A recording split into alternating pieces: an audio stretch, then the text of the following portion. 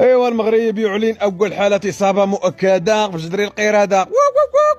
راك تاني الجزء الثاني حصريا بعد انتهاء الموسم الاول من مسلسل كورونا. نلتقي مع موسم جديد تحت عنوان جدري القردة. تن تن ترن ترن تن. مع جدري القردة رجعوا نتكاو في الوسادة، وإلا خرجتي غتكون حالة إصابة مؤكدة. رجحي في الدار وقرضي، راه المرض هذا. تبقى تسمع عاوتاني عندك ما تخرجيش، سدي الباب والسعدية.